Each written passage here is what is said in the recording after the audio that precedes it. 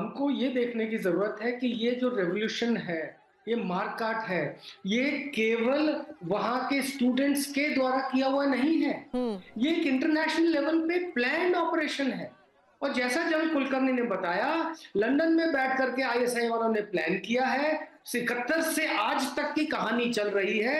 New York times बोलता है कि ये रिवेंज ले रहे हैं।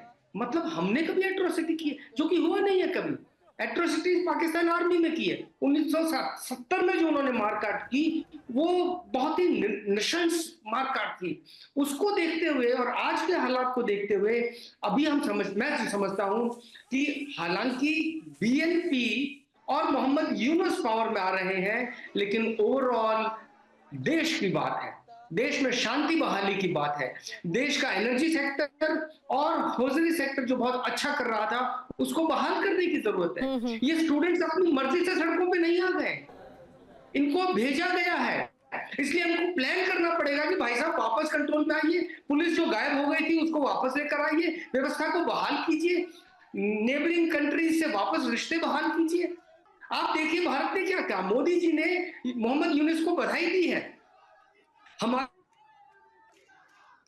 राष्ट्रनायक को होने वाली उनकी सेरेमनी में शामिल होने वाले हैं। जी। तो जहां हम एक तरफ प्रोएक्टिव पॉजिटिव स्टांस दिखा रहे हैं, वहां पे चाहिए कि मोहम्मद यूनुस जो पढ़े लिखे विद्वान हैं, अब नेता के तौर पे आ रहे हैं, तो इसको देश को संभालें। खालिदा जिया और उनके बेटे ने जो अभी स्टेटमेंट देना शुरू किया है, वो नेगेटिव स्टेटमेंट और इस पार्टी का जो पुराना हिस्ट्री था उसको सामने ना लाएं, उसका इस्तेमाल करें और देश की बात करें, अच्छी बात करें, धर्म की बात करें, ना कि धर्म युद्ध की।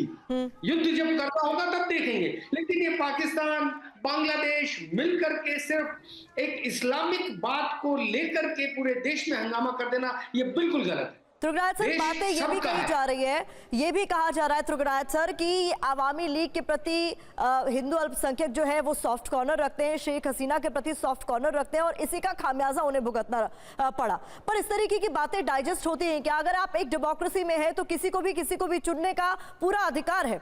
ऐसे में कुछ इस तरीके का जब होता है तो कई तरह के सवाल उठते हैं।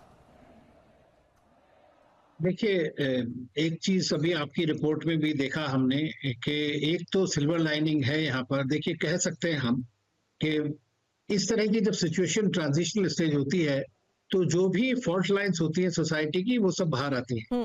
तो वहां पर जिस तरह के जनरल कुलकर्णी और राज पुरोहित साहब ने कहा कि जो लोग वहां पर हैं, जो जिनका काम ही ये है, चाहे जमात इस्लामी जो है वो इससे पाकिस्तान प्रोजेक्ट, तो उनका काम ही है कि किस तरह सोसाइटी में किस तरह बढ़ सकते हैं। देखिए, बांग्लादेश में वैसे तो 90% से ज्यादा मुस्लिम है, तो उनको उनके अंदर तो नहीं होना इतना, तो उन्होंने टारगेट के लिए हिंदू मिल गए, तो वो सोचते हैं उससे इंडिया को अर्क कर सकते हैं उसके अंदर में।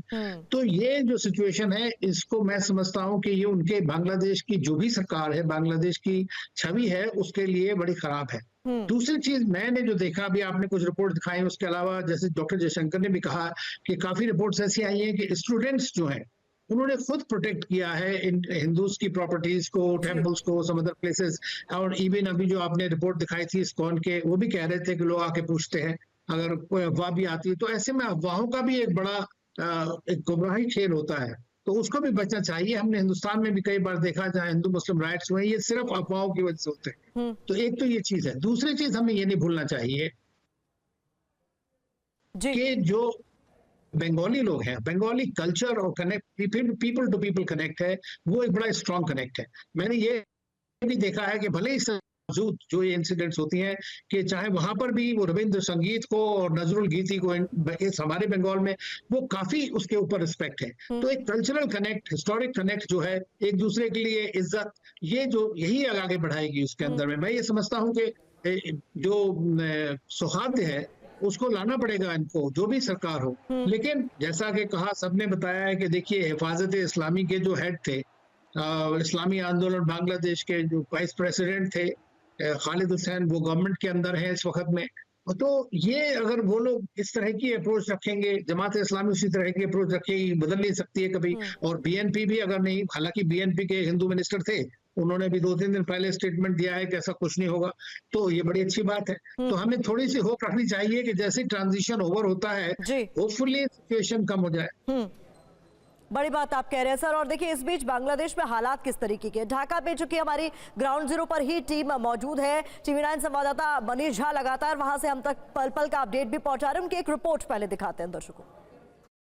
TV9 की टीम ढाका में मौजूद है और अलग अलग इलाके में जाकर ढाका के अलग अलग इलाके से हम तस्वीरें दिखाने की कोशिश करते हैं ताकि हमारे दुनिया भर के दर्शकों को एक अंदाज़ा हो कि इस वक्त क्या हालात है, किस तरीके से चीज़ें तेज़ी से कंट्रोल में हो रही है। इस वक्त देखिए, इस वक्त हम ढाका के एक रेलवे स्टेशन के पास मौजूद हैं और रेलवे स्टेशन के ठीक सामने में ये फल सब्जियों की मार्केट लगी हुई है। मार्केट में जो लोगों को आप देख सकते हैं, आते जाते लोगों को भी देख रहे हैं, तमाम दुकानें खुली हुई है और साथ ही सेना के जवान यहाँ पर मुस्तैदी से खड़े हैं, उन्हें भी आप देख सकते हैं। और हमारे कैमरा सहयोगी गंगा सिंह लगातार आपको कैमरे के जरिए उन तस्वीरों को दिखा रहा है जिससे कि पूरी दुनिया समझ सके, महसूस कर सके, देख सके और अंदाज़ा लगा सके कि इस वक्त बांग्लादेश के हालात क्या हैं। तो इस वक्त अगर आपको मैं कहूं तो जिन लोगों ने सोमवार को देखा था, जब उस समय तब प्रधानमंत्री शेख हसीना को जिस तरीके से यहां से जाना पड़ा, या फिर उससे पहले के जो विरोध प्रदर्शन थे, लेकिन आज की तारीख में अगर आप देखें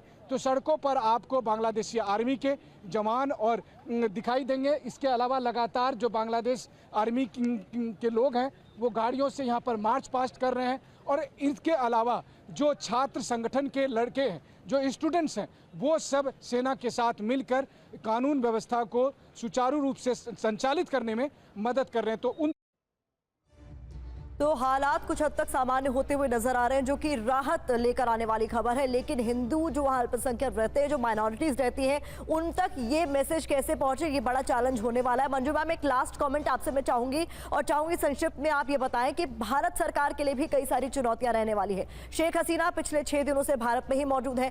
आने वाले दिनों में बांग्लादेश से किस तरीके के रिश्ते रहेंगे, अंतरिम सरकार पर भी निर्भर होता है और फिर जो सरकार चुनकर आएगी उस पर।